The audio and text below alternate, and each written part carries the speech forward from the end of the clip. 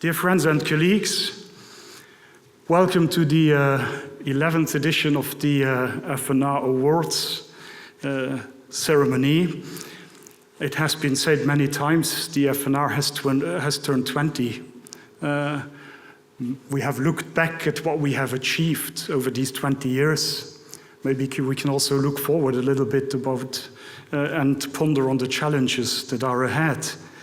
And what our plans are for the coming 20 years.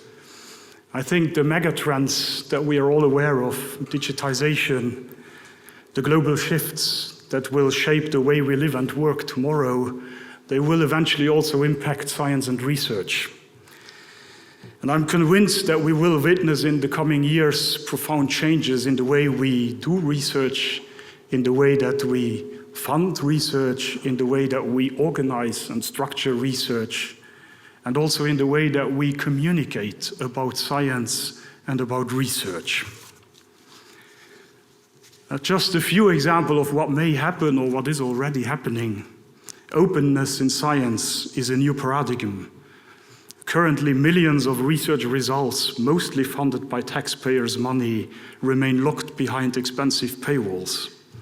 But a worldwide coalition of research funders, which includes the Fonds National de la Recherche, has now taken action to offer remedy to such a situation and to enforce open access to research results for the benefit of humanity.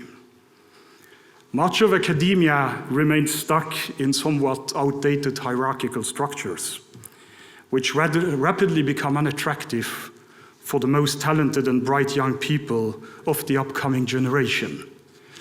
Last week, a breakthrough in quantum computing has been reported, and I'm sure most of you have noticed this. But did it happen at a university? Did it happen at an international research center or at a research organization? It didn't. It happened at Google. So this should offer us some reflection on how we shall organize public research in the future.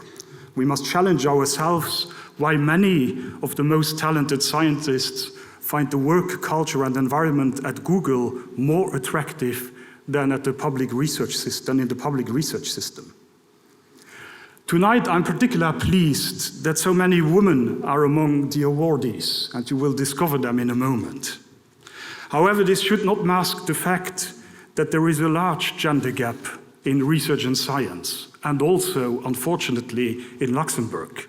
Less than 20% women are in leadership positions in our research system.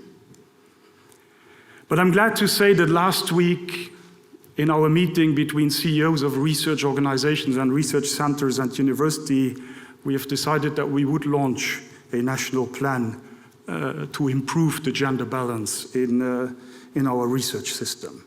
So these are just a few challenges which research and science will face over the coming 20 years.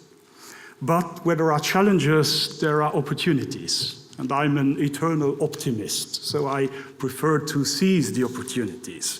And in Luxembourg, we have many strengths. We have been building a world-class research system over the past 20 years.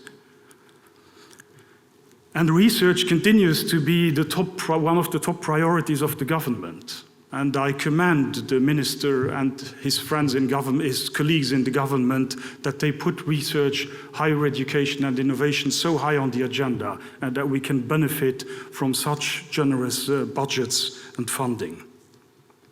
A recent opinion poll that we have conducted among the Luxembourg, a representative sample of the Luxembourg population, demonstrates that more than 2/3 of the Luxembourg population welcome the investments in research and science, and that they think that even a small country like Luxembourg should do these investments and should continue to do so. The same opinion poll also demonstrates that researchers are among the most trusted professional categories in Luxembourg. 88% of the Luxembourg population places trust in researchers. So I think this is a very particularly favorable terrain for us to move on over the next years. At FNR, we are committed to seize these unique opportunities. and to take up the challenges and to turn research in Luxembourg into a success story for our country. And we will do so in the next 20 years to come. Tonight we celebrate science, and we celebrate those that are in the center of it, the researchers, the scientists, who are really those that will be on stage in just a moment. And I'm very much looking forward to discover the awardees with you together right now. Thank you.